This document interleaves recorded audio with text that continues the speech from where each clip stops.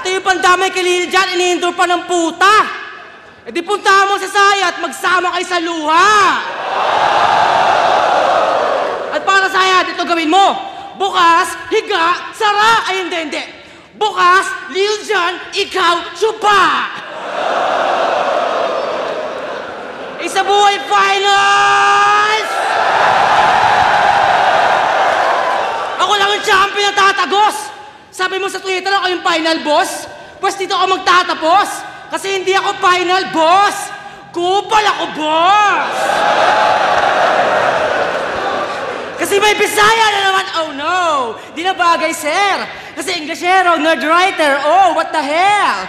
Tapos di ka Bisaya sa battle, takot sa language barrier. Hindi mo nirerep yung bayan mo. Paano ka naging rapper?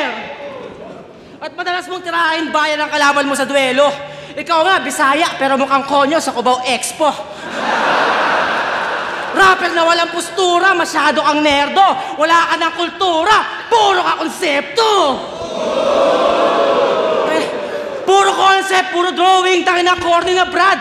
Tangin ang pinausa yan, autism rap. Ako, kahit maging otne, sagad, talagang cultured, solid bata. Mula sa lugar ng mga drugs. Back all the cops! Tangina mo! This is Etiba!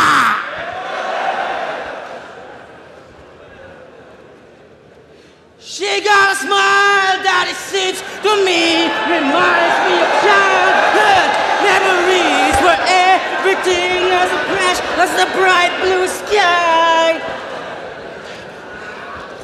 Hindi lang sulat utak, batak sa akin galawang kasaysayan. Ako makatang hinubog ng kwento ng bayan.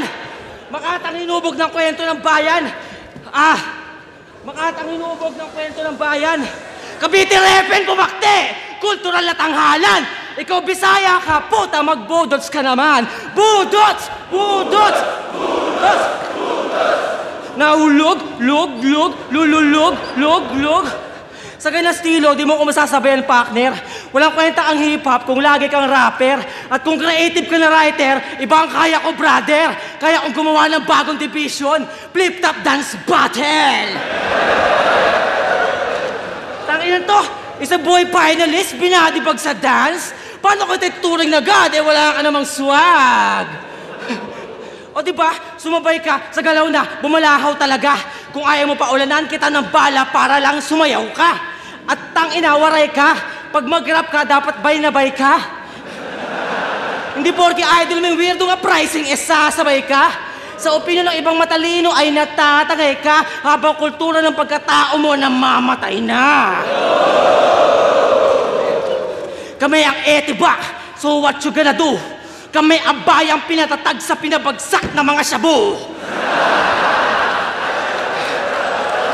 Ikaw wala ang kultura sa bayan mo, tangina mo. Itong Tagalete, pinakitaan ng mga tunay na palo. Kaya ano, tangina mo, akin ang entablado na to. Wala kang lugar sa ganito. Tulala, asa na ba to?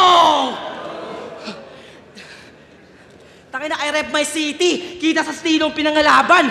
Ikaw Bisayang can spit this language. Pinanggalaban. Ikaw Bisayang pasikat sa pantasyang gustong maranasan. Puro konsepto, puro kakwento, di natural yung galawan. Kaya salamat sa pagpanatili sa Visayas bilang kapintasan.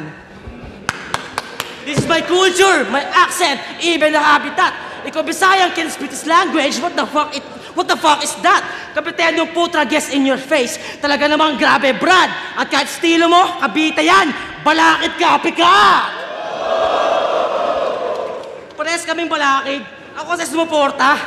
Ikaw tangina, kinuha pati yung bodging na forma. Ikaw yung balakid na katatapos lang magkatoga.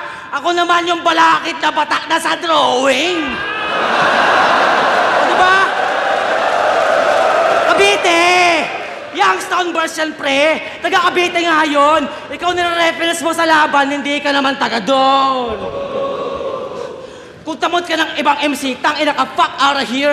Makabagong style, ngayon sa finals ay mag-a-appear. Kaya yung epok ng Visayas, Lil Jon na revive, wasak na yung career. Pati yung bagong balakid ngayon, patay sa Beatrum of the Year.